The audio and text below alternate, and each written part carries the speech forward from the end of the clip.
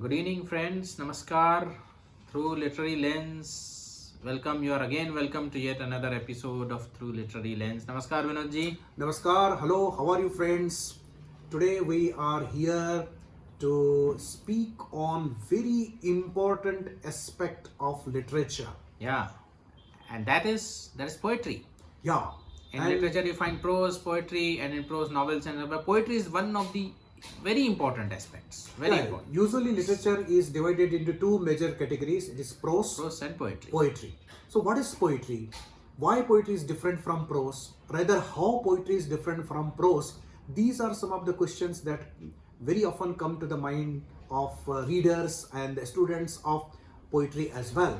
So today we are going to look at what is poetry, and we are going to understand what important thinkers, poets and critics have said about poetry. Of course, Rajesh, it is very difficult to sum up. Very difficult, and today even the distinction is blur between prose and poetry. Many people write poetry, but actually they are writing prose, but they don't understand. Yeah, because this understanding is very important, especially for those who learn literature and for those who are interested in writing, and even for the readers, they should understand clearly what is prose and what is poetry. Some of the important distinctions which are very simple. See, poetry does not follow the grammatical rules the way we follow them in prose. Grammar is meant for prose, basically. Yes. Basically. It's not the subject plus verb plus object structure of the sentence. Yeah. That is not there in the poetry. Secondly, that may or may not be there. May or may not Sometimes be there. It may be there. May be there, but that is by chance, not by choice. Yeah. And another important thing that needs to be kept in mind, that poetry does not have one fixed definite meaning as usually it is there in the prose. Even the prose can operate at multiple levels, but usually the relationship between words and the meaning, that is the signifier and the signified, is relatively stable and definite. But in poetry, it is fluid. It is fluid. Much more fluid. So if I derive an analogy, Rajesh, from chemistry, so there are three states of the matter, right? It is solid, liquid, and gaseous. In solid, the molecules are so tied, atoms are so tied with one another that you cannot simply change their position. But in the fluid, liquid, they are tied. They are not free. They are not free like that of the gaseous state. But they take the shape of the container. Yeah. So you can put the water into glass, it will acquire the shape of a glass. If you put it into the plate, it will acquire the shape of a plate. So the poetry. Whereas in the gas, there is no fixed shape. Exactly. So poetry is as liquid as that of any water or oil like that. Whereas prose is solid. You can call it solid. Exactly. So it imparts itself to the situation. Poetry acquires the shape in which it is read and understood. In other words, its meaning is dynamic. It changes from person to person, place to place, time to time, and especially from situation to situation. Poetry simply does not render the reality before you, but it has a transformative power. So we have to go back to Aristotle, Rajeshji. Yeah, and before that, Vinod ji, a related aspect I would like to highlight, the distinction between prose and poetry. Yes. Is that prose is particular. Yes. It has a particular subject matter, whereas poetry is general in its nature. It may describe the particular events sometimes, but as a rule, poetry is much more generalized. It universalizes the particular, so to say. Exactly. So these are some of the important aspects that we must keep in mind when we make an effort to understand poetry. So let us go back to Aristotle. Yeah. He is the first important thinker who speaks about poetry. He says poetry is an idealized reality. Idealized reality. He says an idealized reality. Yeah. That means it is not concerned with the description of what it is, but it explores the possibilities. That is what could have been, should have been, would have been, may have been, might have been. Exactly. All these possibilities are, poetry tries to bring before us. And again, if we try to understand it with reference to quantum laws. Yeah. They say there are many possibilities. Yeah, superpositions. Superpositions. And one of them is realized. Yeah, it's simply if you put the cat into the box. Now before the box is opened, both of the possibilities are there. The moment you open the box, you may find the cat dead. If you find the cat dead, it cannot remain alive. If you find the cat alive, that means it is not dead. So out of many possibilities, one possibility is realized. So poetry depicts all the possibilities. Which possibility is to be realized? That depends upon the understanding of a reader. So that is how you can apply even the quantum laws, quantum theories to poetry. So poetry is not simply, it's not the outburst of emotions. It is not simply being nostalgic, because many people, Rajeshji, they have simply, I do not know why, but they have picked up the romantic definition of poetry, which is given by William Wordsworth. So William Wordsworth speaks what the poetry is. He says, spontaneous overflow of powerful feelings that recollected in the moments of tranquility.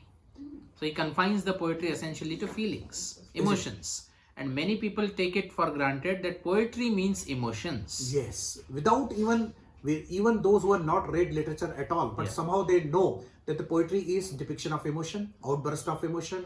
It is being sentimental like that. And so, we are not saying that it is entirely wrong. It has a grain of truth, much more grain of truth. Yeah, we are ready to admit it, definitely. But it is not the entire thing. Yeah, see, emotion is necessary, but not sufficient for poetry. That has to be understood. Yes. So Wordsworth, before we proceed further, Wordsworth is spontaneous overflow of powerful. Number one, it is spontaneous. It is not premeditated. Overflow. That means when you are not able to hold back your emotions, they must come out in poetry, and it has to be powerful. And again, the moment when you are observing particular event or when you are experiencing particular thing, at that time it is not to be created into poetry, but after some time, in the moments of tranquility, he says, then you have to recall. So first is observation of the experience, then retaining that experience in the mind, then purification of that experience, and finally recollecting that experience and expressing in poetry. So these are the few stages that Wordsworth speaks about poetry. But this is not a very convincing definition, Rajeshji. And then Coleridge, who was his contemporary, he says poetry, the best words in the best order. Yeah, best words in the best order. So here he emphasizes on style, diction. If you put the words in the best order, it will give rise to poetry. But again, this is important. Arrangement of the words, that is a diction, is very important in poetry, but it is not all. It is certainly not all. So we move to the next thinker who gives a very important definition of poetry. That is T.S. Eliot. T.S. Eliot. In his tradition and individual talent, he speaks what the poetry is. He says it is not simply the outburst of emotion. It is not the spontaneous overflow of powerful emotion. Rather, it is not the expression of emotion. Poetry is not the expression of personality, but it is an escape from personality. It is the process of depersonalization emotion. So here, when the poet transcends the limits of self or the limits of his personal experience, and when he metamorphoses experience into universal experience, poetry comes into existence. So how this happens, and why this process of impersonalization or depersonalization or universalization is so important in poetry? What do you think? I mean, as I told earlier also, we spoke that poetry is generalized. It's not, it deals with the particular experiences, definitely, but it universalizes it. It makes it applicable to various persons, various situations, and this can be accomplished only when the poet relinquishes himself or herself. If he or she is too much into the poem, as Wordsworth proposed, then he can write about nature. Okay, nature is fine enough. That is already depersonalized. Yes. But when one writes about the life, then to achieve that depersonalization and universalization, A poet can only be a catalyst, as T.S. Eliot said. He acts as a catalyst. He makes it happen without necessarily getting affected by it or being involved in it. That is what T.S. Eliot says. That Yeah. he says, man who suffers Yeah. and man who creates. Creates. There are two different aspects of the same person. It is not necessary that what you express in poetry must be your personal experience. So it is not necessary. One can observe, one can feel that he may not have directly experienced. Because the sensibility of the poet is so widened, is so great that he can imaginatively and emotionally feel all those emotions and experiences which may or may not be his personal emotions. So that is something great. And there's a very great capacity Yeah. which a poet has to step into the shoes of others. If you take Robert Browning, he wrote many dramatic monologues from various perspectives, Yes. stepping into the shoes of those imaginary characters or historical characters. It seems as if his characters are real. Yeah. And he's not expressing his own feelings, Yeah. but the feelings of the character that he has imaginatively created in his poetry, in Yeah. his poems.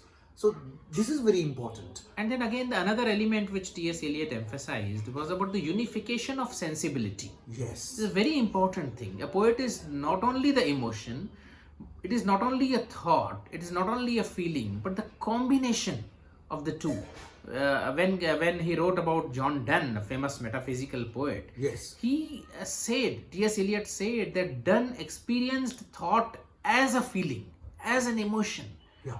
So this is very he, important. he emotionalizes thought, Thought. and intellectualizes Realizes emotion.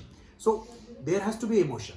Yeah. But emotion must be expressed as if it is a thought. Ah. And when you are expressing the thought, it has to be elevated to the subtlety of emotion. Yeah. So this is very important. Very rare poets are able to achieve this. I am readily reminded of two great Sindhi poets, Arjan Hasid and Vasdev Mohi. Ji. They have taken ghazal, especially a form in Sindhi and Urdu, which is very popular, to this level of unification of sensibility, where the thought and emotions are so intertwined that you are not able to tell whether the ghazal is dealing with thought or emotion. So in other languages also there are poets, right, who achieve this marvel, who achieve this miracle rather. Yeah. So that is poetry. Poetry is not simply emotion. It's not simply thought. If you are expressing simple thought, then it's better to express it in prose. Prose. Then You write an essay. yeah, we will write an essay. Even the artistic forms of prose, like novel or short story, you prominently you have thought, you have something to say. But here in poetry, there is nothing to be said. There is nothing to be offered as a message. There is no story to be narrated. But in spite of that, poetry says something that you want to read over and over. And another test of Rajaji of poetry is if you want to approach that piece of literature over and over, that is poetry. That is as simple poetry. as that. Again and again, like songs we hear over and over, but still they enchant us. Why? And again, readers must be aware, meter, rhyme and rhythm, they are not necessary parts of the They poetry. are not necessary parts of the poetry. They are good. If it is good to have them, Yeah. but it's not end all. of It can them. be written without all these ornaments as well. Only test is that what I said now. If you want to read it over and over, and every time you read, you get something different. New facets of meaning are That uncovered. that is poetry. It can be- resonates in a different way.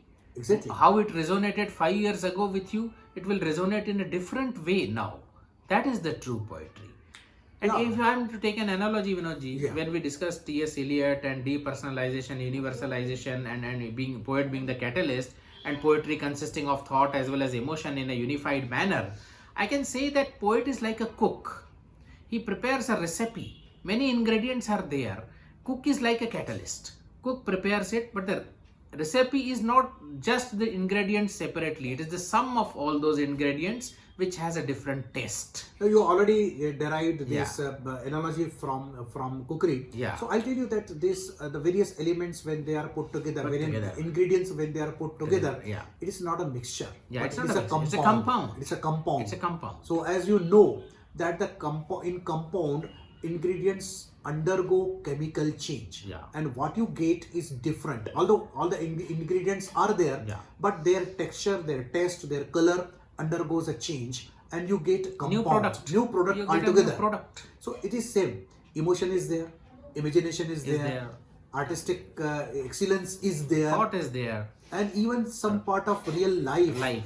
is also there. Yes. But all these four elements, emotion, imagination, art, and reality, they are so mixed, So compounded. That really you can't take them apart. Exactly. And what you get is a poem. Is a poem. There is emotion, there is a thought, there is art, there is a reality. Imagination, there is everything. If you can take any element apart, then it's not a perfect compound. It's a mixture then. It's not a perfect poem then. So these are the thoughts of various thinkers, Vinodji. Yeah. I would like to know what you personally think about the poetry. Exactly. I have my own take on this. Ji. When I say a particular couplet, Yeah. or a poem, Yeah. or a particular stanza, Mhm. it is a formula, just like a formula of mathematics or some science. So formula basically gives you a framework, right? For example, you have a particular formula in mathematics. Yeah. What you do? You put the values into the formula, and then you solve that problem. So values can change, Yes. and formula remains the same. Correct. But you get the different answers Yeah. for the different sums. Yeah. So here poet creates a formula using a particular situation or an experience or an observation or even his imagination. Okay. But he creates a formula, rather develops a formula in form of couplet or some stanza or some entire poem. Yeah. Now, primarily, this formula can be understood by understanding that situation or experience that poet has in his mind at the time of creating that Yeah. formula. Because without, in vacuum, you cannot understand the formula. Various words are the variables. They are Variables. symbols. Now, once you understand the relationships between various elements or between words or between various components of this formula. Now, you can change these components. You can change these elements, but their framework will essentially remain the same. Same.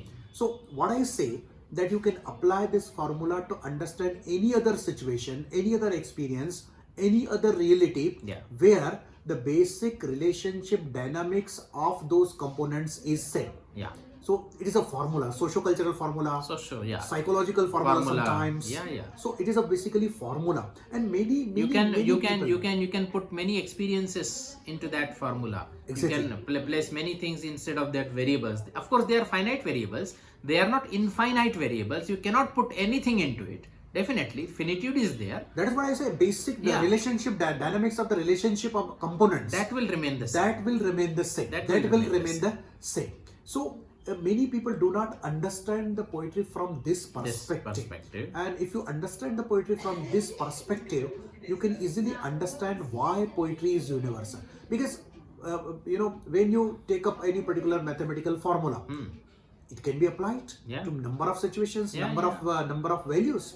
But you know that this is a formula, so that it can work. I will just take 4 lines as an example Yes. to illustrate, and then I will also tell my own understanding of poetry. Of course, I agree with this formula, this thing, but I also think, Vinodji, Yeah. that poetry is the heightened meaning in the measured language. Exactly. The language is measured. You have rhyme, rhythm, you have figures of speech, and it's a heightened meaning. It's a deep meaning, heightened meaning. It's not simply crude literal meaning. Literature is not literal. Exactly. That is the thing. Literature is hardly literal. So we'll take 4 lines and we will try to illustrate our both these things which we have said right now. I readily remember these 4 lines. They will come to me in my dreams, and then by day I shall be well again. Okay. Come to me in my dreams, and then by day I shall be well again. For then the night shall more than pay the hapless longing of the day. Yeah. These are very haunting 4 lines. And now if we take them as a formula, the various things representing various symbols and then interrelation between them, the poet is telling his maybe beloved, maybe friend, maybe somebody who is important to him, that please come to me in my dreams. Yes. And then By day, I shall be well again. We can take it literally also. If I dream of you, in the day I will be fine. Yes. Why? Because for then the night shall more than pay. We dream at night now. The hapless longing of the day. This is the literal meaning. We can take it metaphorically to mean that if you meet me for 5 minutes also, for rest of the 23 hours and 55 minutes I will be fine. Or for rest of the days I will be fine. So we can interpret it in a number of ways. And then if I say it's measured language, yeah, it is rhyming. These lines are rhyming. They have the rhythm, they have the figures of speech, and they have the heightened meaning. Literal meaning is also there, but the meaning is also deep, the meaning is also intense, and the meaning expresses a certain longing where the poet cannot have his beloved forever, cannot both have it permanently, but still the poet longs for his beloved to at least give him the momentary bliss so that he can be fine for his rest of his life. Wonderful. I'll quote two lines, a small couplet from very famous ghazal sung by Jagdeep Singh, who is considered to be the king of ghazal. He says, तुमको देखा तो ये ख्याल आया, तुमको देखा तो ये ख्याल आया, जिंदगी धूप तुम घना साया. When I saw at you, I got a feeling that you are a deep shadow of a tree, and the life is like scorching sun.